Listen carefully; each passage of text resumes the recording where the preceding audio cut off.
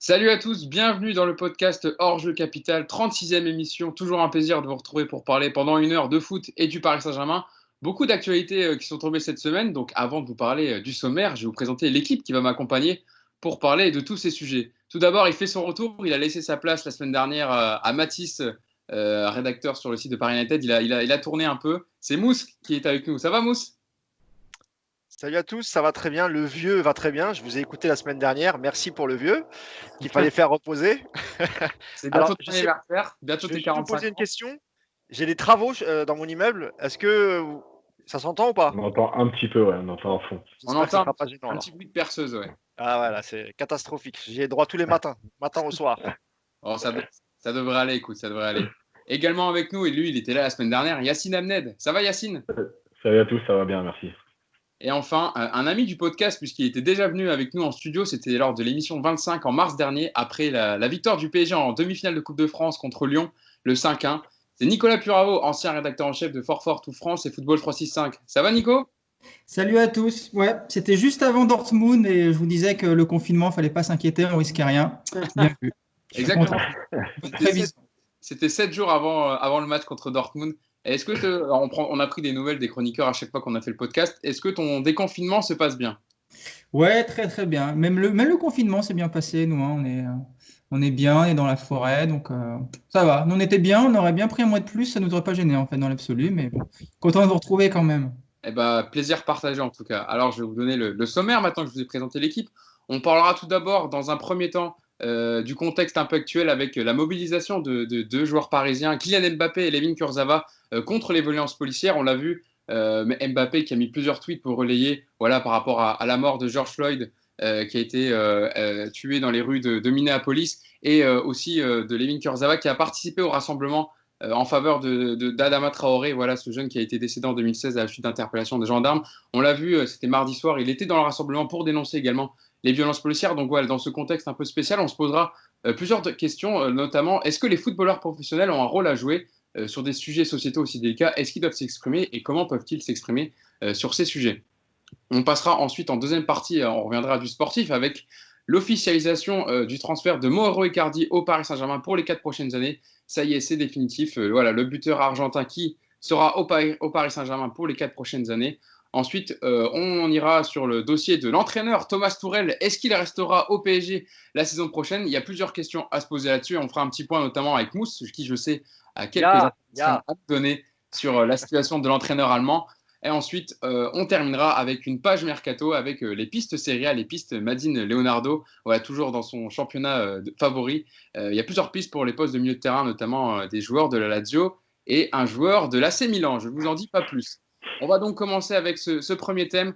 Je vous le disais, sur la mobilisation de deux joueurs parisiens, donc Kylian Mbappé et Layvin Kurzawa, qui se sont mobilisés contre les violences policières, voilà, pour dénoncer justement ces violences notamment avec George Floyd, qui a soulevé voilà, une vague mondiale contre le racisme et les violences policières. Il y a eu plusieurs mouvements, et notamment en France. Et justement, pour vous faire un petit point sur la situation par rapport à Kylian Mbappé, qui d'ordinaire est réservé, on va dire, sur les sujets de société, qui ne s'exprime pas trop là-dessus, mais là, il en a profité pour s'exprimer, notamment sur Twitter. Alors, son premier tweet date de samedi dernier, hein. Le champion du monde français avait tweeté Justice for George, accompagné d'un point pour manifester notamment voilà, sa solidarité après la mort donc, de George Floyd à la suite d'une interpellation musclée dans les rues de Minneapolis. Voilà un tweet qui avait été liké par plus de 500 000 personnes et retweeté 80 000 fois.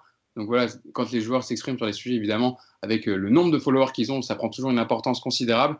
Lundi, le numéro 7 parisien avait récidivé avec un tweet disant Police with us, not against us. Donc la police avec nous, pas contre nous, accompagné d'un dessin voilà, d'une foule multiculturelle et multiraciale. Un post qui avait été liké plus de 750 000 fois entre Instagram et Twitter. Et pour son dernier tweet, son dernier soutien, c'était lundi, le buteur tricolore qui avait apporté son soutien au jeune Gabriel qui avait été grièvement blessé à un œil par les forces de l'ordre dans la nuit du 25 mai à Bondy, la ville de Seine-Saint-Denis dont il est originaire. Et pour Layvin Kurzawa, donc je vous le disais, il avait participé au rassemblement contre les violences policières mardi soir à Porte de Clichy devant le tribunal de Paris. Alors, le problème, c'était que la manifestation était interdite par la préfecture de police de Paris. Et il y a eu plusieurs critiques envers ces deux joueurs. On a reproché à à Mbappé, on va dire, d'arriver un peu tard, un peu tardivement sur le sujet, de s'exprimer un peu tardivement sur le sujet, et à Layvin Kurzawa de participer à une manifestation qui était interdite. Moi, la question que je me pose et que je veux vous poser, je vais commencer avec toi, Nico. C'est est-ce que les footballeurs professionnels, ils ont un rôle à jouer sur ces sujets sociétaux? Est-ce qu'ils doivent s'exprimer comme l'ont fait Mbappé et Layvin Kurzawa? Je ne sais pas s'ils ont un rôle. Par contre, ce qui est sûr, c'est qu'ils ont le droit de s'exprimer. Il y a aucune. Moi, ça me choque pas de voir un tweet d'Mbappé, comme on peut voir très souvent, notamment des prises de position de Lewis Hamilton en Formule 1 qui parle énormément sur ce genre de faits de société. Moi, ça me choque pas. Après, c'est le côté de dire ils ont un rôle à jouer. Voilà, ça me gêne un peu plus. Je pense qu'ils n'ont pas spécialement plus un rôle à jouer que n'importe qui, même s'ils ont une notoriété, une visibilité. Mbappé, il s'exprime comme vous, comme moi. Voilà, il a eu quelque chose à dire sur un sujet qui l'a touché particulièrement. Il l'a exprimé. Alors, sur le timing, je n'ai rien à dire là-dessus, parce que c'est à lui de choisir et je ne vois pas de raison de polémiquer là-dessus. Mais je trouve ça bien. Je trouve ça bien qu'il rappelle que, voilà, même si c'est un footballeur, même s'il gagne beaucoup d'argent, il a des idées comme vous, comme moi, et il a tout à fait. Enfin, c'est le but de Twitter aussi, hein, des réseaux sociaux, c'est que tout le monde parle, tout le monde donne son point de vue. Je ne vois pas pourquoi un footballeur ne devrait pas le donner. Après, le seul petit bémol, c'est qu'effectivement, de par leur visibilité, leur notoriété, il faut faire attention. Voilà. Ils ne peuvent pas dire n'importe quoi, comme nous, de temps en temps, on peut un peu plus le permettre, parce que ça a moins de conséquences. Eux, c'est sûr que voilà, quand on a autant de gens qui vous suivent, il faut faire plus attention. Yacine, de toute façon, comme le disait un peu Nico, aussi peu importe que les joueurs réagissent ou ne réagissent pas, ils sont toujours critiqués. Donc, de toute façon, c'est aussi leur avis. Ils ont le droit de s'exprimer sur des sujets aussi importants. Ce sont des citoyens avant tout. Le problème, c'est que on a l'impression que quand tu es footballeur, tu que footballeur. Voilà. Tu es millionnaire, tu es un privilégié, tu joues au foot, donc tu dois te taire, accepter de prendre ce que tu as à prendre parce que c'est déjà extraordinaire, et surtout, viens pas parler, quoi. Bon, après, j'ai l'impression que c'est même plus des êtres humains, quoi. C'est même pas un être humain, c'est un footballeur. Donc ça, c'est un problème. Et on voit bien que c'est plutôt, alors en France et sur les sports qui rapportent de l'argent qu'on est critique parce que Evan Fournier fait aussi souvent des tweets comme ça. Et il est souvent repris où on lui reproche, tiens, de ta piscine d'Orlando, tu viens faire la morale aux gens, tu viens parler de la France, etc. Le problème, c'est que en vérité, de toute façon, il dirait rien. On dirait, ouais, pourquoi il dit rien? Il se cache. Là, il dit, donc on dit, ouais, il vient dire, mais il est millionnaire, il sait pas ce que c'est, ce qu'on vit, etc. Donc, quelque part, aujourd'hui, de toute façon, c'est le monde d'aujourd'hui, hein. De toute façon, tu parles, voilà. Moi, je pense que c'est très bien. Il a envie de le dire, il le dit. Effectivement, il y a le fond et la forme. Aujourd'hui, ils doivent faire très attention à la forme parce que ils sont suivis, parce qu'ils sont scrutés, parce que voilà. Et puis, alors, je veux pas que ce soit des modèles, parce que pour moi, un footballeur, ça ne doit pas être un modèle. Mais effectivement, avec le sport qu'ils pratiquent et le fait d'être suivi par des enfants et tout, bah, il y a quand même cette façon d'être qui doit être quand même. On doit y faire attention, quoi. Voilà. Après, tout ça, voilà. Maintenant, Kurzawa, le cas est un peu différent dans le sens où il a participé à une manifestation interdite. Mais encore une fois, si c'est ses convictions, s'il avait envie de le faire, voilà, c'est quelque chose d'humain. Moi, j'ai pas envie de critiquer ça, quoi. Et puis voilà, Mousse, pour aller dans le prolongement de ce que dit Yacine, on est maintenant dans un monde du football, dans l'hyper-communication. Les joueurs n'ont rien le droit de dire, ils n'ont plus le droit de rien dire, on va dire, dans les interviews qu'ils donnent. C'est très, très, très limité. Il y a l'agent, enfin, il y a le porte-parole du club à côté de lui, voilà, le mec qui gère sur sa communication. Là, on voit des joueurs qui s'expriment justement, et même Kurzawa, c'est tout à son honneur d'aller dans un rassemblement comme ça. C'est pas souvent quand même. Ils sont encore critiqués alors que voilà, c'est quand même un geste citoyen avant tout et ils ont le droit de s'exprimer sur des sujets comme cela. Bah ouais, je ne vais pas être plus original que mes deux collègues, hein. Ce sont des citoyens avant tout, donc effectivement, ils ont évidemment le droit de s'exprimer, que ce soit sur les réseaux ou même en interview, de donner leur avis sur ce qui se passe. Et là, en plus, c'est quand même des problèmes qui sont assez graves. Après, c'est toute la difficulté quand tu t'appelles Kylian Mbappé, que tu as des millions de followers, que tu es connu dans le monde entier. C'est difficile de prendre position sur des sujets aussi explosifs. Pareil pour Kurzawa, même si évidemment, c'est pas du tout la même chose. Mais qu'est-ce qu'on peut reprocher à Kurzawa? Il est pas parti faire une pool party ou ce genre de choses. Il est parti manifester pour quelque chose qui lui tenait à cœur. Alors évidemment, c'était une manifestation interdite, mais je rappelle qu'il n'y avait pas que des footballeurs, il y avait aussi des artistes, des chanteurs, des rappeurs, des personnages publics. Il y en a eu plein pendant cette manifestation. J'ai pas vu de tweets de gens qui tombaient sur ces gens-là. Évidemment, c'est toujours plus facile de s'en prendre aux footballeurs parce qu'ils gagnent beaucoup d'argent et on estime qu'à leur niveau de richesse, ils n'ont pas le droit de s'exprimer. Ils ont trop d'argent, ils n'ont pas le droit de s'exprimer. Et j'ai un autre exemple, c'est l'exemple de Zinedine Zidane en 2002, à qui on avait reproché de ne pas s'exprimer parce que Jean-Marie Le Pen était passé au deuxième tour. C'était la première fois en France qu'un candidat d'extrême droite se retrouvait au deuxième tour. Et on lui a fait les mêmes reproches. Donc il a dû s'exprimer du bout des lèvres un jour en interview, il a dit 2 mots, mais tu sentais que voilà, il voulait pas trop s'exprimer là-dessus parce que peut-être qu'il estimait qu'il n'était pas dans son rôle ou que c'était pas son rôle de le faire. Maintenant, voilà, comme a dit Yacine, les réseaux sociaux, on sait ce que c'est. Si les footballeurs ne s'expriment pas, bah, on va leur dire, ouais, c'est des égoïstes, ils vivent dans leur bulle. Et quand ils s'expriment, bah, on dit, ah oui, mais c'est de la démagogie, c'est parce que leur sponsor, pour Kylian Mbappé, on lui a reproché notamment de s'être exprimé après Nike, son sponsor officiel. Donc, en gros, on lui a dit, voilà, Nike t'a donné l'autorisation, mais si Nike n'avait pas tweeté, tu ne l'aurais pas fait. On n'en sait rien, du coup. Peut-être qu'il a pris son temps et que c'est juste du hasard, un hasard de timing. Mais non, non, ils ont tout à fait le droit de s'exprimer et c'est même bien de s'exprimer sur ces sujets. Ouais, Nico. Après, j'ai quand même deux petits bémols. Le premier sur Kurzawa, c'est pas moi qui me gêne, c'est pas qu'il participe à une manifestation interdite. Je suis plus du côté de la crise sanitaire actuellement. Voilà, on est à 15 jours de la reprise du PSG, si tout se goupille à peu près bien. Je pense que c'est pas très intelligent d'aller se mélanger comme ça au milieu de 20 000 personnes, avec un risque même minime d'être contaminé par le virus. Voilà, je trouve qu'il aurait peut-être, par rapport à ça, peut-être un petit peu plus dû faire attention. Après, sur le fait d'aller participer à ça parce que ça lui tient à cœur, je pense que c'est tout en son honneur de le faire, il n'y a pas de souci. Et après, sur Mbappé, il y a aussi un autre petit bémol, c'est que c'est bien effectivement de s'exprimer sur plein de sujets qui te tiennent à cœur, mais il faut aussi se rendre compte que, on parlait de Nike, on peut parler aussi du PSG, ce sont des joueurs qui génèrent beaucoup d'argent, qui touchent beaucoup d'argent, qui ont des contrats, et qui ne peuvent pas dire n'importe quoi, n'importe quand. Et ça, il faut aussi l'accepter. Voilà. On ne verra jamais Mbappé mettre un tweet pour dénoncer le travail des enfants pour Nike à une époque. Voilà. Et on va lui faire le reproche, mais c'est normal. Comme nous, on ne va pas demain sur Twitter faire un plaidoyer monstrueux contre notre employeur parce qu'il y a quelque chose qui ne nous plaît pas. Voilà, ça aussi, il faut l'accepter. On ne verra pas Mbappé parler des conditions de travail des ouvriers au Qatar. Voilà, c'est des sujets où... Et il y a ça, et moi je trouve ça un petit peu hypocrite, c'est on va leur dire vous parlez pas assez, quand vous parlez c'est soit trop tard, soit c'est pas le sujet qu'on aimerait que vous évoquiez. Il faut prendre tout en compte, c'est pas forcément simple dans leur cas justement de s'exprimer, et c'est pour ça que quand il y a des sujets comme ça en plus qui sont assez universels, voilà, tout le monde aujourd'hui je pense est touché par le racisme, par la violence policière, c'est bien qu'ils le fassent du coup, mais il faut aussi accepter qu'ils puissent pas le faire sur tous les sujets.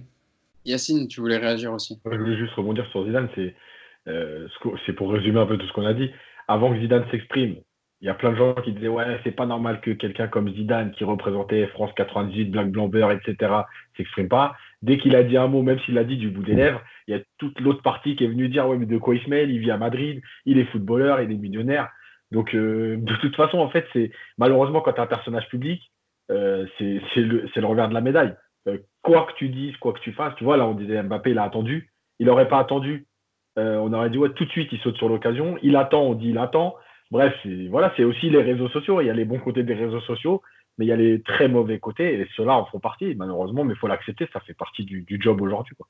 Après, peut-être que Mbappé, c'est plus maîtrisé, sa com, sur l'affaire George Floyd et sur Adama Traoré et le jeune Gabriel. Mais prenons le cas d'un autre sportif qui s'est fait rattraper par la patrouille récemment. C'est le boxeur Tony Yoka, qui lui, qui lui a tweeté comme s'il était en bas de sa cité dans son hall, alors que c'est un sportif reconnu, voilà, médaille olympique, il est maintenant boxeur professionnel. Alors évidemment, il a retiré le tweet. Alors je crois que c'était assez violent, c'était niquer tout. Vous avez vu ça dans voilà, brûler tout, niquer tout. D'ailleurs, il s'est fait reprendre par Raphaël Tronche. Exactement, qui a eu tout à fait raison. De façon tout à fait admirable en disant qu'il détruit le travail de centaines d'associations et de bénévoles qui essayent justement d'améliorer les conditions pour les jeunes qui sont issus de banlieue, etc. pour aussi favoriser dans la vie de tous les jours, pour l'intégration au travail, etc. Et que de mettre des tweets comme ça n'aide en rien et que ça détruit le travail de gens qui agissent vraiment au quotidien. Voilà, Voilà, tu vois, tu parlais du fond et de la forme. Bah, là, la forme est inadmissible. Sur le fond, il aurait pu s'exprimer mieux que ça. Alors, ensuite, il a rattrapé le coup en disant que lui, il vivait maintenant aux États-Unis et comme il était un homme noir, que ça le concernait, que lui aussi pouvait se faire contrôler à un feu rouge, etc. Mais le mal est fait, c'est beaucoup trop tard. Donc là, je pense que lui, c'est un tweet spontané, etc. Et peut-être que pour Kylian Mbappé, c'est pas plus mal, hein. Vaut mieux que ce soit maîtrisé d'ailleurs, hein, parce que voilà, quand c'est pas maîtrisé, voilà ce que ça donne. C'est très dangereux. Avant de conclure dessus, je voulais terminer par une question, Yacine. Est-ce que la frontière, finalement, est un peu toujours compliquée dans le regard des gens, on va dire, entre un véritable positionnement d'un joueur sur un sujet, sur une thématique, et de la communication? Ben, oui, et je pense aussi que ça dépend beaucoup de l'affinité ou de l'amour que tu portes au joueur, en fait. Quand c'est quelqu'un que tu aimes moins, tu te dis toujours, ah, c'est de la com. On l'entend souvent, de toute façon, une fois sur deux. C'est Ah pour ouais, mais ça il dit ça, mais c'est de la com. Et voilà.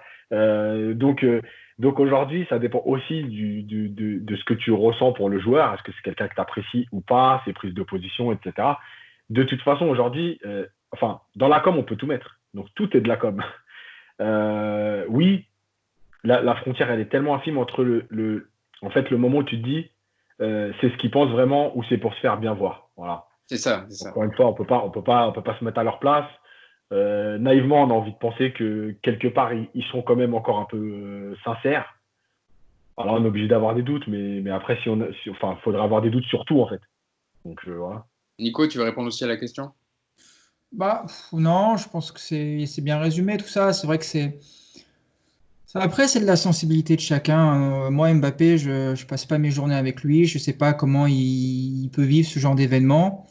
Je ne sais pas si plus jeune, il a été confronté à ce genre de problèmes, de racisme, de violences policières. Je connais pas vraiment toute sa jeunesse.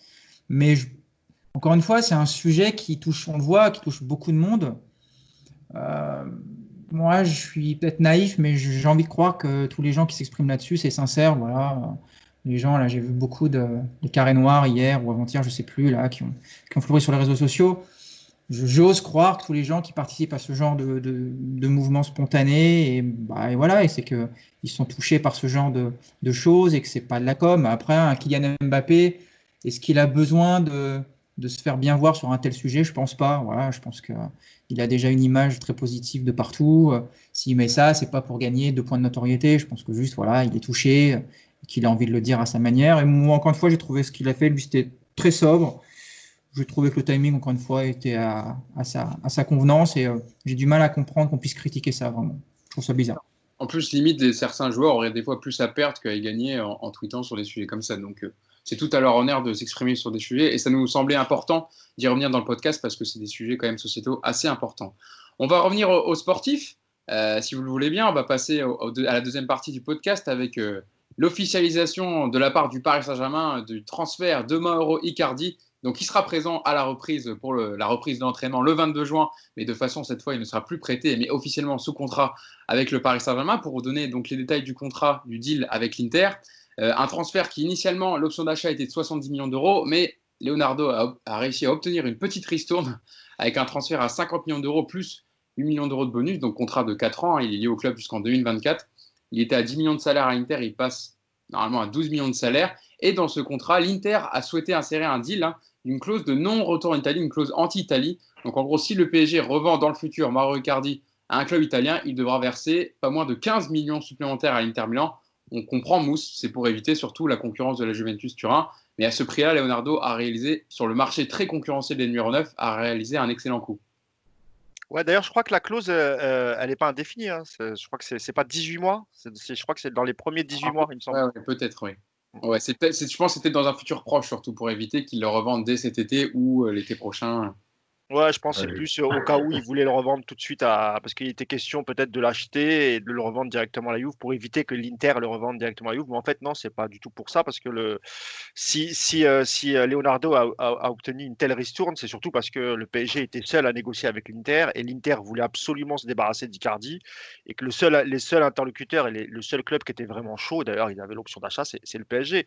Donc l'information qui était parue la veille de l'équipe du soir qui disait que Mauro Icardi avait choisi la Juve et qu'il partirait à Turin était complètement fausse parce que ça négociait tout seul. Et il faut rappeler que la Juve lors des derniers mercato a pris des joueurs et leur a donné des salaires mirobolants. Je parle de Ligt, Adrien Rabiot, Cristiano Ronaldo. Donc si vous ajoutez à cela, et je ne parle pas des salaires de Pjanic et tous les autres, si vous ajoutez à cela Icardi, ça aurait été très très compliqué pour la Juve.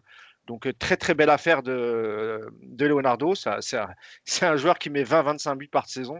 Il est hyper régulier. Même quand l'Inter était mal, il portait l'Inter à bout de bras. Donc non, c'est une super affaire. Aujourd'hui, à 50 millions, tu n'as pas de numéro 9 du profil d'Icardi. Donc c'est très très belle affaire. Donc après, on verra comment on va l'utiliser maintenant, que ce soit avec Tourelle ou un autre. Mais non, chapeau Léo. Et encore une fois, le fait qu'on soit seul sur le coup, ça a facilité les choses.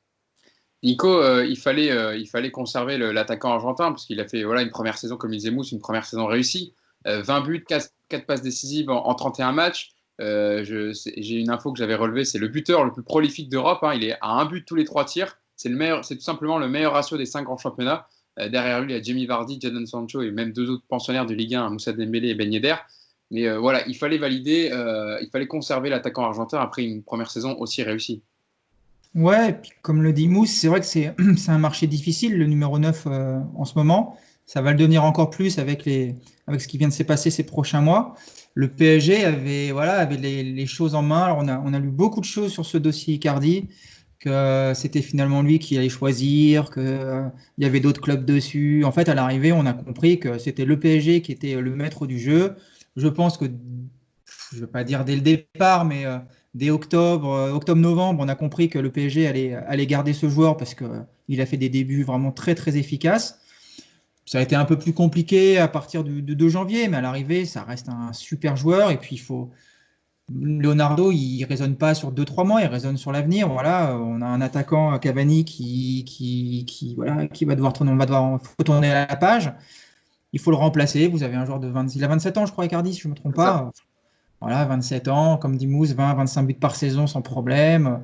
Là, il va en plus avoir des automatismes, il se plaît à Paris. Enfin, tout était ouvert, tout était ouvert. Puis à l'arrivée en plus, 20% c'est les soldes, 20% de réduction. Donc, qu'est-ce que vous voulez? Je crois qu'il a le même âge que Cavani quand il débarque au PSG. C'est quasiment ça. Quelques mois après, c'est ça. C'est vrai que, comme le disait Nico, Yacine, c'est qu'on a le Paris Saint-Germain s'acquiert un attaquant dans la force de l'âge, à 27 ans, qui met 20 buts par saison. Et ça sonne la fin de l'histoire d'amour entre le PSG et Edinson Cavani, qui est le meilleur buteur du Paris Saint-Germain de l'histoire, avec 201 buts. Et voilà, Cavani a 33 ans, prend un peu plus de 10 millions d'euros par an de salaire. Donc, il va falloir recruter un joueur pour, évidemment, en complément peut-être d'Icardi pour faire tourner dans les matchs. Mais le PSG ne peut pas garder 2 joueurs à un même poste à ce niveau de salaire. Surtout avec la crise actuelle. Il y a aussi un élément qui est important, c'est que Icardi, tu l'achètes. Mais en fait, tu l'achètes, il a déjà passé un an. C'est-à-dire que la période d'adaptation, t'en as pas. Il connaît le groupe, il connaît la ville, il connaît le stade, il connaît les supporters. Donc déjà, tu as toute cette partie-là qui est enlevée. Donc tu pars avec un joueur, ok, qui signe un vrai contrat maintenant, mais qui est déjà dans ton groupe depuis un an. Donc c'est hyper important aussi. Je pense aussi qu'il permet à Mbappé d'évoluer dans un rôle qui est plus proche de son meilleur rôle, donc plus axial, moins excentré. Voilà, et il a aussi la technique pour combiner avec Neymar, avec Mbappé dans les petits espaces, peut-être plus que Cavani. Et donc effectivement, ça sonne la fin pour Cavani parce que c'est aussi l'histoire du foot. Hein, à un moment donné, il y a du renouvellement, il y a des joueurs qui prennent ta place, tu corresponds moins à certains coachs ou à certains profils. Il a 33 ans, il a fait 7 ans. C'est ça 2013, ans. ouais, il débarque en 2013. Voilà. C'est quasiment je crois que c'est le dernier deal que fait Leonardo avant de quitter le PSG. Ouais. avec Marquinhos, je crois, la même année. Ouais. Et donc voilà, donc en fait, il a marqué l'histoire du PSG, il a passé cette belle saison. Franchement, 7 ans aujourd'hui dans un club, c'est énorme quand même. Donc il a marqué l'histoire. Il laissera une trace par son jeu, par ses buts, mais par son état d'esprit. Voilà, c'est très bien. Après, des fois, vaut peut-être mieux que ça s'arrête maintenant que terminer sur une mauvaise note. Parce que même cette année, on a eu peur à un moment donné que ça finisse sur une très mauvaise note, à savoir qu'il ne jouerait plus. Une dernière année un peu comme ça, où il aurait joué 4 matchs, dont 2 de Coupe de France contre des DH, et puis partir à la fin de saison comme ça, quoi. Finalement, il a réussi un peu à retourner l'histoire et à finir les matchs, à jouer contre Dortmund. Peut-être même qu'il va aller au bout là aujourd'hui, puisque la Ligue des Champions, je rappelle qu'elle va se jouer au mois d'août. Voilà, c'est l'histoire du foot. En tout cas, Leonardo a encore une fois bien manœuvré sur le dossier Icardi et sur la préparation de la suite en fait de Cavani. Ça, vous parlez de Marquinhos, information révélée par Alex ce matin, et Marquinhos est rentré à Paris aujourd'hui. C'est le premier des Sud-Américains à être rentré. Neymar et Thiago Silva sont encore au Brésil, mais en tout cas, lui est rentré pour se préparer à retour à l'entraînement le 22 juin. Mousse, Yacine en parlait. C'est vrai que d'avoir Icardi pour les 4 prochaines saisons, ça permet aussi de conserver ce 4-4-2 que Thomas Tuchel a privilégié à partir de novembre-décembre, où il a commencé à pouvoir faire jouer ses 4 fantastiques et qui a été plutôt un succès, une réussite. Ouais, après, encore faut-il qu'il le mette dans le 11 titulaire, parce que c'était plus le cas jusqu'à l'arrêt de la Ligue 1. Cavani a été repassé devant. D'ailleurs, ce qui avait provoqué une colère noire de l'attaquant argentin qui avait pété un câble dans le vestiaire. Et ça souligne aussi le manque de communication de Tuchel envers ses joueurs. Mais on en reparlera tout à l'heure. Donc, de toute façon, lui, je pense que dans un 4-3-3, que tu le mettes dans un 4-3-3 ou dans un 4-4-2, c'est un joueur de surface. Quoi qu'il en soit, c'est un joueur de surface. Il sera toujours dans la surface.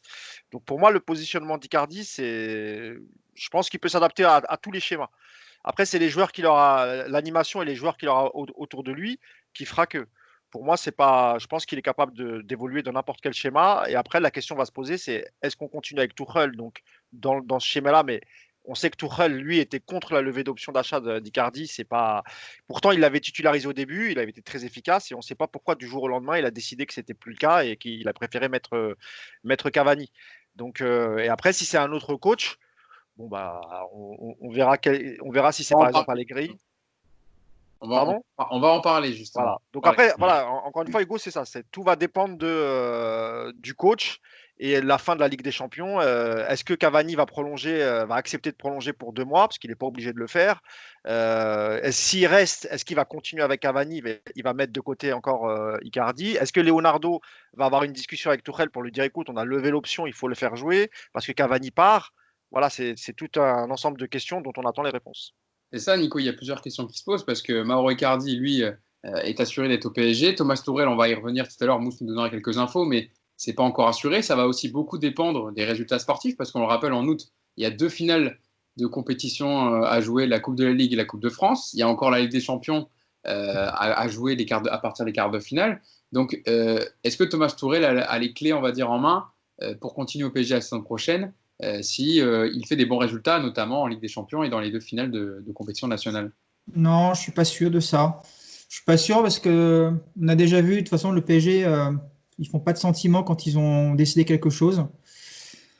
Après, Tourelle, de toute façon, moi j'étais un grand fan de Tourelle à son arrivée, sa première année, tout ça, on l'a déjà dit. Depuis un moment, on sent qu'il y a quelque chose qui ne va pas bien. De toute façon, il y a moins de communication avec les joueurs. Avec Leonardo, ça n'a jamais été le grand amour. Moi, je pense que c'est un peu inquiétant quand même quand on a un entraîneur qui ne veut pas lever une option d'achat sur un avant-centre titulaire. On a le directeur sportif qui le fait quand même. Ça ne donne pas une image de cohésion, une image de bonne entente. Et je ne vois pas trop comment on peut imaginer Tourelle rester encore longtemps sur le banc. Si en plus la Ligue des Champions, la reprise, ça ne se passe pas bien, si vous ne gagnez pas les 2 coupes nationales, à mon avis, il n'y aura aucun sentiment à faire à ce niveau-là pour Leonardo.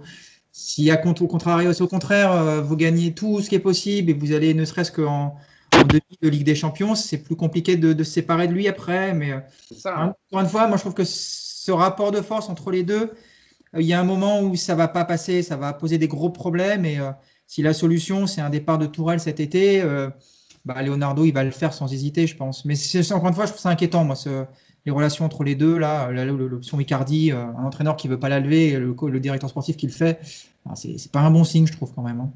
Avant de venir vers toi, Yacine, et de te donner la parole sur le sujet, juste Mousse, tu peux nous faire un petit point détaillé justement sur les infos que tu as eues concernant Leonardo, la situation entre Leonardo et Thomas Tuchel. Est-ce que, comme disait Nico, est-ce que ça dépend des résultats sportifs ou est-ce que peu importe le résultat de Thomas Tuchel, alors malgré le fait quand même qu'il ait qualifié le PSG pour les quarts de finale, ce qui n'était pas arrivé depuis 4 ans, est-ce que en fait finalement son départ est déjà acté est-ce que Leonardo a une piste voilà, avec le Qatar, avec Doha en perspective pour le Non, remplacer?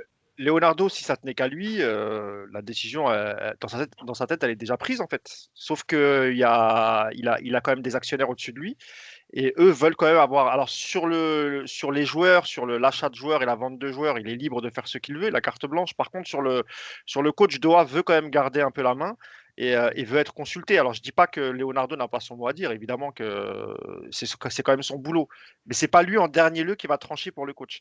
Si Doha décide de finir avec Tuchel, il n'aura pas son mot à dire. Par contre, ça peut causer un clash et ça peut peut-être provoquer aussi son départ si il se sent pas libre, Leonardo, de faire ce qu'il veut. Maintenant, moi, je pense que la fin de la Ligue des Champions, ça va quand même déterminer, même si, encore une fois, dans la tête de Léo, lui, il veut s'en débarrasser, c'est sûr. Et le coach qui est en tête dans son esprit, c'est Allegri. Il y a d'autres coachs, mais lui, celui qui veut faire venir, c'est Allegri. Mais le quart de finale qui se profile va être très important, mais pas seulement au niveau de la victoire et de la défaite, c'est aussi le contenu, le jeu, etc.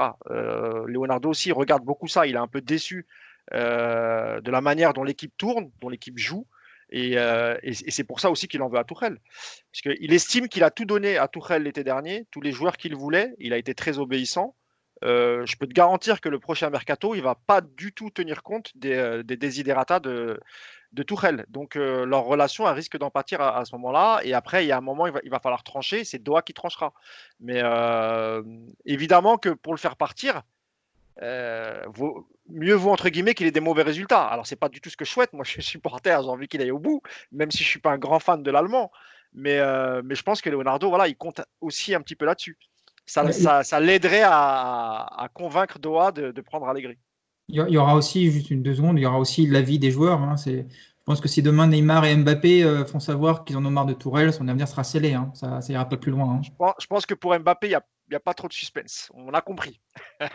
Yacine, pour faire une petite synthèse de tout ça, est-ce qu'on pourrait revivre un épisode à la Carlo Ancelotti avec l'entraîneur viré à la fin de saison malgré des bons résultats?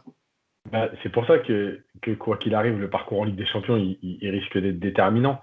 Parce que le Qatar est encore marqué par l'histoire Ancelotti et à savoir que les autres entraîneurs aussi, quand ils regardent ce qui se passe autour, notamment pour les plus grands et dans les grands clubs, c'est ce qu'ils regardent. Est-ce qu'on va me laisser travailler? Est-ce que je suis en danger même quand je gagne quelque chose, même quand je gagne tout, ou même quand je gagne la Ligue des Champions, même s'ils ont des très beaux chèques quand ils partent. Hein.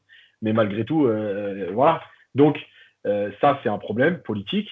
Après, de toute façon, Leonardo, après, il faut connaître aussi pourquoi Leonardo a un peu de défiance, enfin de méfiance, de défiance, je sais pas comment on peut dire, envers Tourelle. L'a dit Mousse, et Mousse l'a dit, c'est sur le jeu. Mais c'est parce que Leonardo, il est bercé au Brésil de 82, Télé Santana, sûrement une des plus belles équipes du Brésil, mais qui n'a pas gagné, mais une des plus belles équipes. Il a côtoyé Télé Santana à Sao Paulo, quand Sao Paulo gagne la Coupe intercontinentale. Et quand il devient entraîneur à Milan, quand il reprend après Ancelotti, il invente, enfin, c'est ce qui a été nommé comme le 4-2 fantasy, savoir un 4-2-4 avec 4 joueurs qui font un peu ce qu'ils veulent devant, à qui demander de créer, de marquer des buts, etc. D'ailleurs, Pirlo et Pato, on parle beaucoup de cette période parce que pour eux, c'était une année exceptionnelle parce qu'ils se sont éclatés sur le terrain. Alors, les Milan AC n'a fini que 3e, etc. Ça s'est pas très bien fini avec les dirigeants.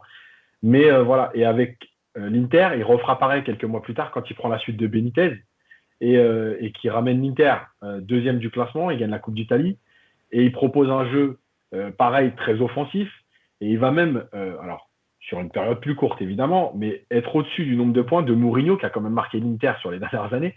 Et en fait, il va prendre 2,5 points par match, Leonardo avec l'Inter.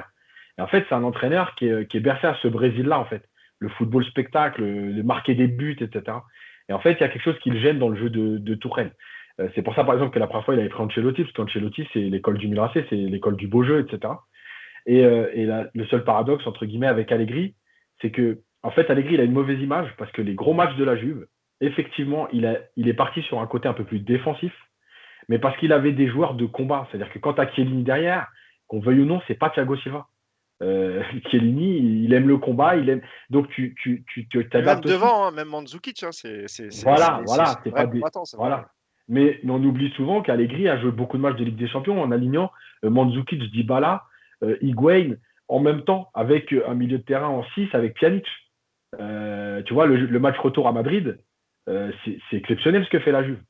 Et en fait, on reste, on a une mauvaise image d'Allegri sur un ou deux matchs, en fait. Parce que même en championnat, la Juve a toujours été, a eu ce côté spectaculaire. Donc, c'est pour ça que je pense que s'il veut Allegri, c'est aussi pour amener ce petit côté tactique qui manque au PSG, entre guillemets, dans les très gros matchs. Mais il sait que c'est un entraîneur assez pragmatique et s'il a le matos pour faire du spectacle dans une Ligue 1 très faible, il va le faire. Eh ben, sinon, j'ai trouvé la solution. On n'a qu'à mettre Leonardo dans l'entraîneur. Comme ça, les 4 de devant, ils vont s'amuser. Hein, si tu veux mettre un Mais dispositif 4-2-4. d'ailleurs, alors même si ça avait été la rumeur, mais dans l'équipe d'aujourd'hui, ils en reparlent quand en 2013, il s'en va, qu'il y a l'histoire avec l'arbitre. Dans l'article, il est écrit que c'était lui qui devait prendre la suite et Leonardo apparemment l'a répété régulièrement que c'est lui qui devait prendre la suite En d'Ancelotti. tout cas, il voulait Voilà, absolument avoir une période coach au PSG, ouais, ça c'est vrai. voilà. Et donc, alors aujourd'hui, je ne sais pas si c'est toujours d'actualité, mais c'est vrai que ça a toujours fait partie. D'ailleurs, il n'y a quand même pas si longtemps, il était en Turquie où il a essayé de construire encore une fois une équipe qui, voilà, Antalyaspor, où il a essayé de construire une équipe. Alors, il n'a peut-être pas choisi les meilleurs mecs, mais c'est des très bons joueurs de foot entre Eto'o, Menez, Nasri. Nasri. Et il Voilà. manquait que Ben Arfa en fait. Ouais, c'est clair. Là, il avait un quatuor de Ah, feu. là, les kebabs de Antalya, ils auraient été ravis là. Nico, est-ce que tu penses que Massimiliano Allegri, donc on rappelle qu'il est libre, qui est un des entraîneurs privilégiés par Leonardo pour prendre la succession de Thomas Tuchel, serait un entraîneur qui ferait progresser le PSG dans les matchs de Ligue des Champions tactiquement et voilà sur les petits trucs qui font que le PSG ne va pas plus loin pour l'instant que les quarts de finale de Ligue des Champions? Il a deux trucs en tout cas que Tourelle a priori n'a pas encore. C'est un, l'expérience, forcément. Il a un passé d'entraîneur qui est quand même beaucoup plus affirmé, plus long et plus prestigieux. Et je trouve qu'il dégage aussi ce que Tourelle n'a pas, c'est une forme d'autorité naturelle. Voilà, moi Tourelle, c'est ce que je j'ai pas l'impression que Tourelle, on nous l'avait présenté à son arrivée comme un entraîneur ultra rigide, capable de gueuler sur tout. Et à l'arrivée, je trouve qu'il donne une image d'un entraîneur qui essaye d'être très, très bien avec tout le monde, avec les cadres, avec les dirigeants. Enfin, et je trouve qu'Allegri, il a ce côté, voilà, peut-être l'école italienne, hein, tout simplement, voilà, comme un Ancelotti naturellement. Voilà, c'est des gens qui imposent le respect. J'ai l'impression que déjà, ce serait une bonne chose. Après, comme le dit très très bien Yacine, c'est un super entraîneur qui a fait des matchs énormes avec la Juve. Et ce qui est sûr, c'est que si jamais le PSG le prend à la place de Tourelle, il ne se trompera pas parce que c'est un super coach et qu'il va forcément apporter quelque chose que le PSG n'a pas encore. Et justement, Mousse, Massimiliano Allegri est libre. Hein, il l'avait répété lors de sa tournée, même pour la sortie de son livre. Il était venu parler à quelques médias français en disant que le PSG l'avait dans un coin de la tête, qu'il voulait reprendre du service. Est-ce qu'il y a des rapprochements concrets entre Leonardo et Massimiliano Allegri, de ce que l'on sait aujourd'hui? Hein?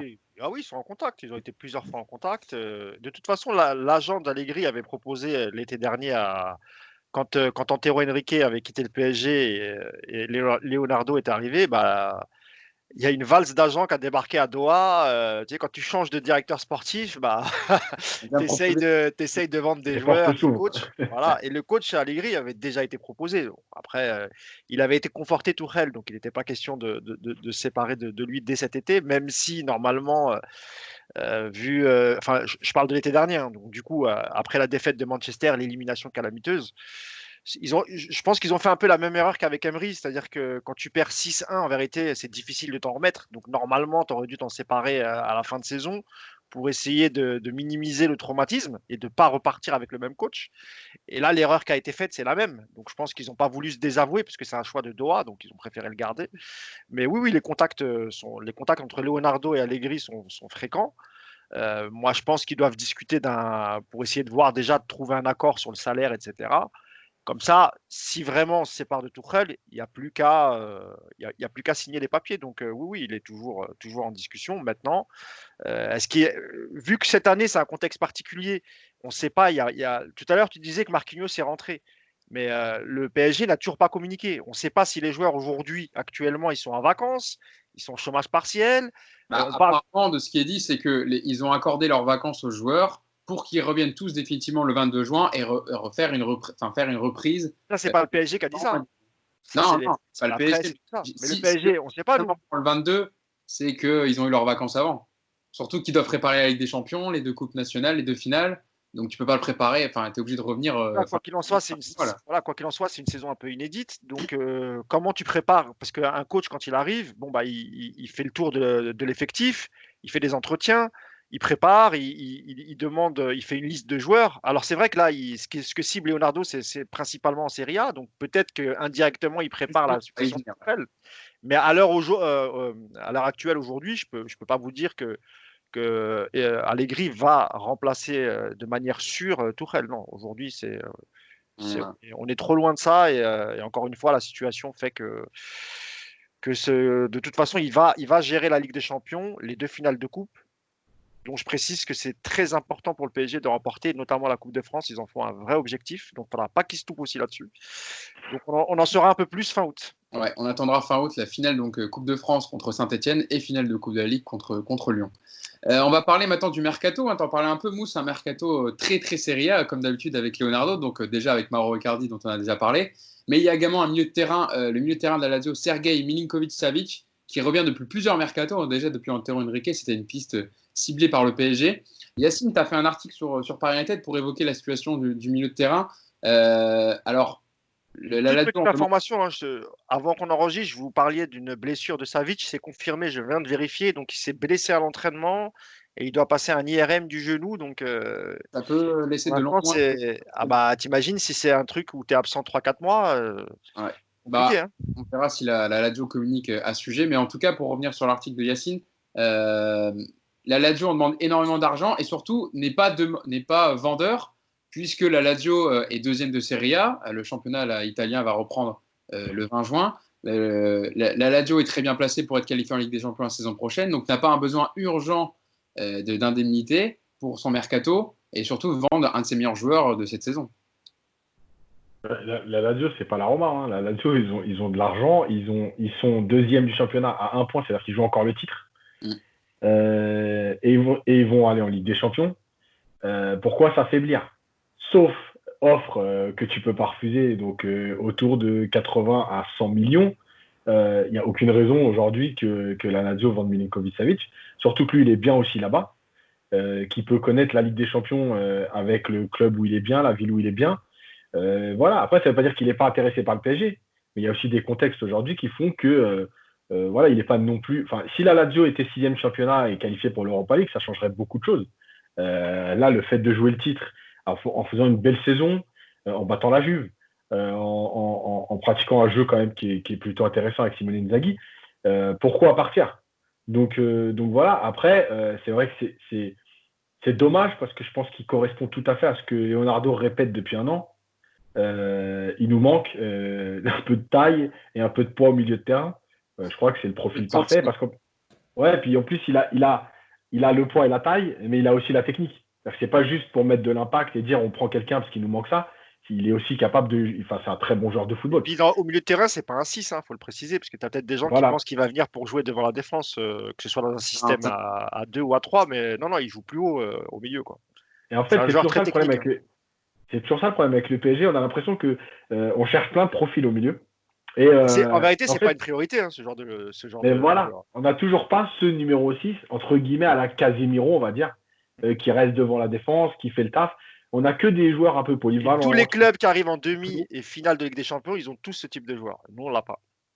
Donc voilà. Mais après, ce serait une belle acquisition. Après, 100 millions, honnêtement, pour moi, c'est beaucoup trop cher aujourd'hui. Oui, en plus, Nico, le président de la Lazio, Claudio Lotito, est très gourmand et on l'a déjà vu sur plusieurs mercatos où il voulait le joueur et il a toujours demandé des sommes faramineuses. Est-ce que tu penses justement c'est des profils recherchés? On parlera après du cas d'Ismaïl Bennacer, le milieu de l'AC Milan, qui est un autre profil. Est-ce que tu penses que c'est ce genre de milieu qu'il faudrait au PSG ou alors que c'est pas le poste le plus où il faut le plus recruter du côté du PSG pour la saison prochaine? Ce qui est sûr, c'est que ce n'est pas du tout la priorité du moment. Avant de se renforcer au milieu, il va falloir se renforcer derrière, parce que ça, c'est une obligation. Il y a des fins de contrat à combler. Après, comme ils le disent très bien, le PSG, ça fait 2-3 enfin, depuis Thiago Motta, en fait, il faut une sentinelle à cet effectif. C'est une on nous a vendu Gay comme le 6 rêvé, ce n'est pas le cas. On a un Paredes qui n'arrive pas à s'imposer, alors qu'il a peut-être justement, lui, un peu plus le profil pour avoir ce poste. Donc, si le PSG doit claquer 80 ou 100 millions, moi, je préférerais effectivement que ce soit sur une sentinelle. Après, effectivement, c'est un très bon joueur. Il est grand, il est technique. Toutes les équipes ont besoin de ce genre de joueur. Mais peut-être que justement, paradoxalement, le PSG, en ce moment, non. Le PSG n'a pas besoin aujourd'hui de foutre en l'air toute l'enveloppe mercato sur un joueur qui va apporter un plus. Parce que c'est Surtout qu'il a déjà dépensé 50 millions pour Icardi. Oui, il y a déjà 50 millions qui sont partis. Alors après, on ne connaît pas non plus la flexibilité du fair play financier cette année. On sait que le PSG n'a pas de problème d'argent. On peut nous vendre ça comme on veut.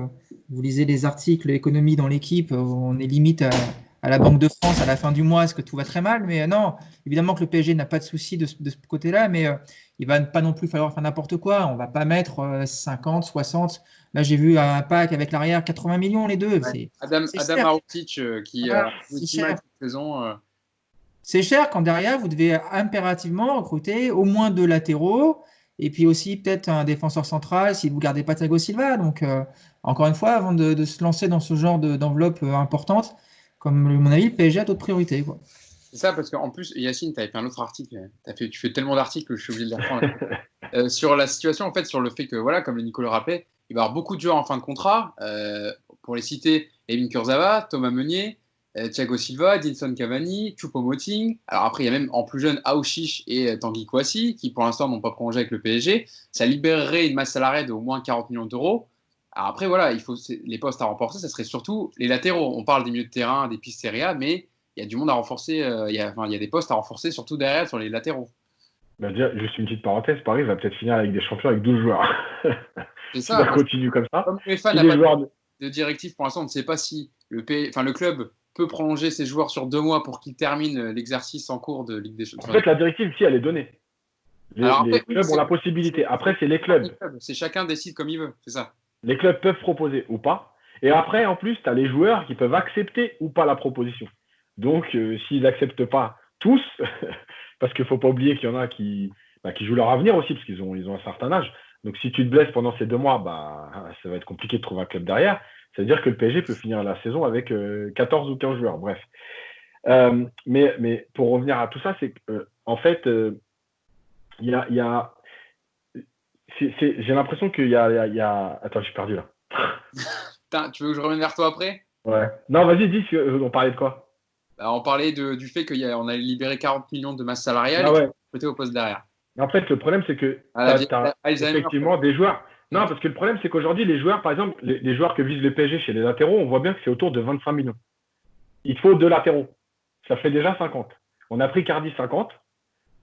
À un moment donné, ça va être compliqué d'acheter, tu vois, donc il faut bien cibler. Et effectivement, on a quand même aujourd'hui, est-ce que Diallo, c'est réellement un défenseur central sur lequel tu peux compter en cas de problème avec Kimpembe, par exemple? Voilà, Kehrer de l'autre côté pour Marquinhos. Et moi, je trouve que... Alors après, est-ce que Leonardo, on l'avait dit dès le début des podcasts au début d'année, que cette année, Leonardo, il y avait un projet de changement avec un rajeunissement de l'effectif, avec beaucoup de joueurs. Le problème, c'est que tu as aussi des joueurs qui ne peuvent pas partir, comme Draxler et tout. Donc, c'est aussi des salaires importants. Ils prennent 600 000 euros par mois. Voilà, là, franchement, on est un peu dans une transition, pas de transition, parce que ce ne sera plus une année de transition, mais dans un problème à gérer entre ceux qui doivent partir, les fins de contrat, et trouver les bons joueurs aujourd'hui dans un marché compliqué, parce que tous les clubs non plus ne vont pas vendre comme ça, parce qu'eux aussi ont besoin de rester compétitifs. Dans les autres... Oui, vas-y Nico. Oui, excuse-moi, c'est là où on peut aussi se poser des questions justement sur ces fins de contrat. Est-ce que, moi je ne suis pas un fan absolu, mais est-ce que c'est judicieux de laisser partir un Thomas Meunier? C'est une question qui devrait, à mon avis, se poser, qui doit d'ailleurs se poser, même si on sait qu'ils ne sont pas fans de lui au sein du staff. Pareil, est-ce que Thiago Silva, on est tous là à dire qu'il faut tourner la page? Est-ce que c'est la bonne année? Est-ce Est-ce qu'un Thiago Silva, encore une année, ça ferait vraiment du mal à l'effectif? Je ne suis pas convaincu. Bon, Kurzawa, c'est un cas à part et je pense que même pour lui, ce serait bien de partir parce que de toute façon, avec Paris, il n'a jamais réussi. Mais c'est sur des postes. Alors, Cavani, c'est à part parce que Cavani est en concurrence avec Icardi. Effectivement, tu ne peux pas contenter les deux. Donc, laisser partir Cavani, pour le coup, je pense que ça justifie. Mais voilà, Meunier et Thiago Silva, c'est deux défenseurs que tu as sous la main. Est-ce que ça ne vaudrait pas le coup de prolonger un Meunier 2 ans parce qu'il va te rendre des services encore au moins une saison c'est peut-être aussi quelque chose qui te permettrait après d'avoir une enveloppe recrutement plus conséquente sur des postes où tu vas aller plutôt chercher effectivement après de la qualité. On parlait du milieu de terrain notamment. À voir. Sur les défenseurs, je trouve que c'est assez. Elle est compliquée la situation. Elle est compliquée parce que ceux qui partent, tu n'étais pas sûr qu'ils doivent partir. Et puis ceux qui restent, on parlait de Kerrer, on parlait de Diallo, tu n'es pas sûr qu'ils doivent rester non plus. Donc c'est pas évident. Hein. C'est vrai que Mousse, des profils comme Tom Meunier, enfin des latéraux, en plus on sait que le marché des latéraux est très concurrentiel, peut-être autant que les numéro 9, on va dire les très bons latéraux surtout. Thomas Meunier, il a déjà été contacté par plusieurs clubs. Hein. Il y a eu Tottenham, apparemment José Mourinho qui le rappelait. Et évidemment, ce genre de profil s'appelait à des clubs comme Tottenham qui n'investissent pas énormément sur le marché des transferts. Souvent, c'est quand même un international belge. Alors malgré nous, on voit tous ces matchs avec le PSG, donc certains qui sont plutôt bons, d'autres moyens. Mais un profil comme ça intéresse forcément des bons clubs européens. Non, pour Thomas Meunier, honnêtement, c'est du gâchis de ne pas lui avoir proposé un vrai contrat avec une petite augmentation de salaire.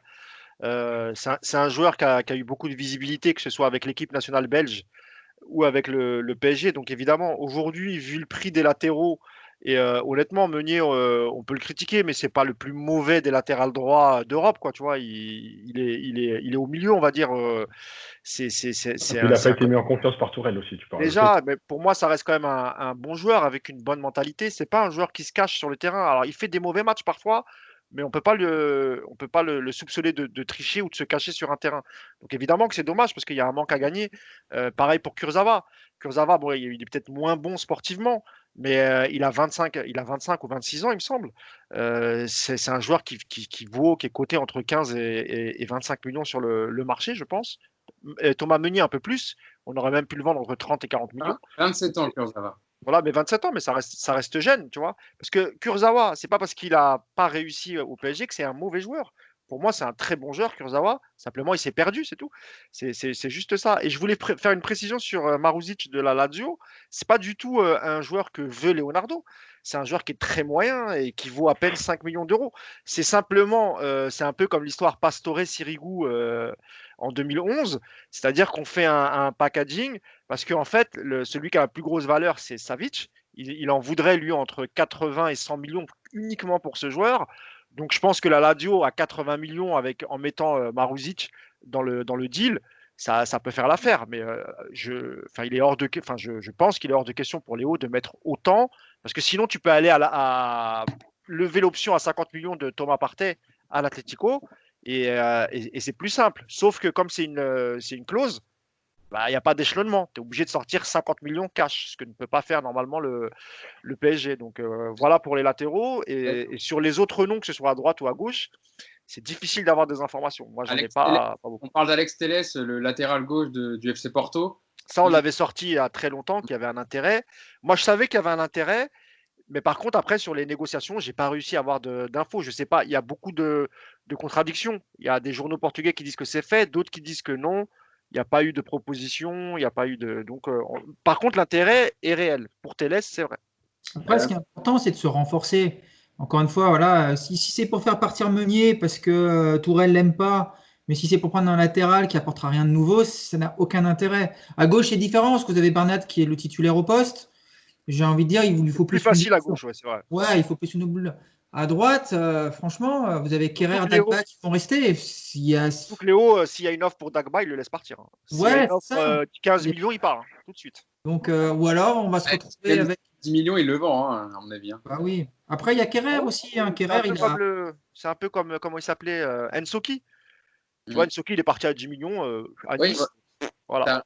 T'as Kerrer à droite, voilà, mais il n'a pas joué la majorité de ses matchs à droite, mais c'est du dépannage, quoi. C'est pas un vrai latéral droit, quoi. Non, il faut un latéral titulaire à droite. Et moi, je pense qu'avec Meunier, comme le dit Mousse, il y a eu un vrai gâchis sur ce joueur. Alors, je sais qu'il y a plein de supporters qui lui reprochent sa communication. On parlait de la communication. Bah, lui, pour le coup, c'est un bel exemple de ce qu'il ne faut pas toujours faire.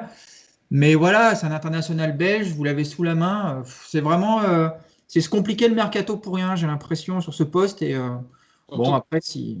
surtout qu'il a souvent dit en interview que lui, il attendait un signe du club, mais que en fait, c'était le club qui ne voulait pas forcément le prolonger, en fait. Alors lui, il voulait vraiment prolonger, Ouais. c'est vrai. Mais moi, je pense que ça sera Dortmund, hein. Je pense qu'ils se sont mis d'accord et il va aller à Dortmund. Pour terminer sur les pistes Serie A au milieu de terrain, on parle beaucoup, Mousse, de Ismaël Benasser aussi, voilà, qui joue à l'AC Milan, qui a été le meilleur joueur de la CAN en 2019 avec son pays, l'Algérie, qui avait battu le Sénégal. Il était à Empoli la saison dernière, il y a 2 ans, et il était monté avec Empoli. Il avait failli signer à Lyon d'ailleurs, mais comme Juninho et Silvinho est arrivé, la doublette brésilienne, s'étaient déportés sur Thiago Mendes plutôt de Lille, qui a été un excellent choix, on le voit.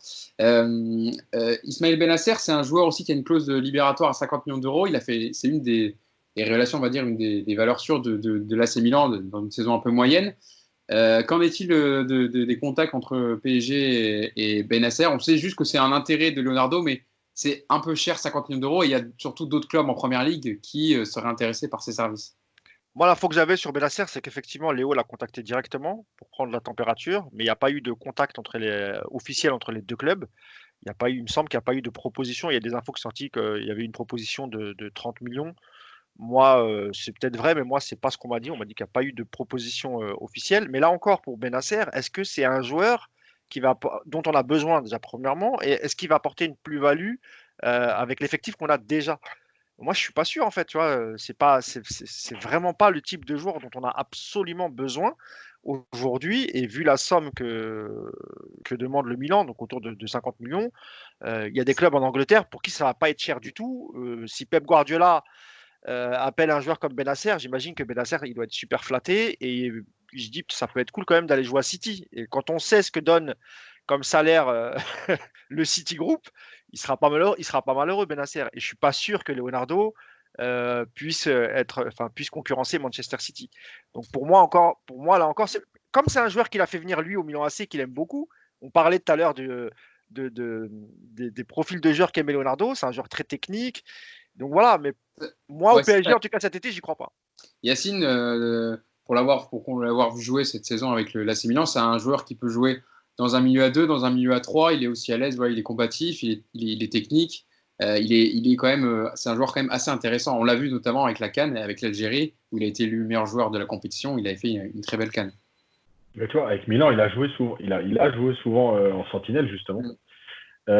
Après, le style du Milan, c'était un peu spécial, c'est-à-dire qu'il se projetait aussi beaucoup. On lui demandait pas seulement de rester en sentinelle, un peu avec ses 3 milieux qui permutaient, voilà. Pour moi, en fait, c'était plus, à un moment donné, c'était de te dire, est-ce que tu prends Gay ou Benasser, par exemple? Un peu, c'est le même rôle, mais dans 2 styles différents. Aujourd'hui, finalement, tu vas prendre Benasser pour faire quoi? Alors, il a que 22 ans. Effectivement, il a une clause à 50 millions, mais on sait que Milan a besoin d'argent. Donc, en fait, la clause, elle est là pour dire, voilà, mais il peut partir à moins. Mais effectivement, le fait que Manchester City se mette sur le dossier, il y a de grandes chances qu'il ne parte plus à moins, en fait. Et c'est là le problème. Si Paris était tout seul sur le dossier, les 50 millions, c'est de la clause, tu les fais sauter. Enfin, ça ne sera pas le prix demandé. Mais voilà. Après, encore une fois, c'est OK pour Benasser, mais si tu vends un milieu, c'est-à-dire que si c'est pour entasser Verratti, Benasser, Gay, Paredes, bon, déjà les 4 là, déjà c'était déjà pas mal.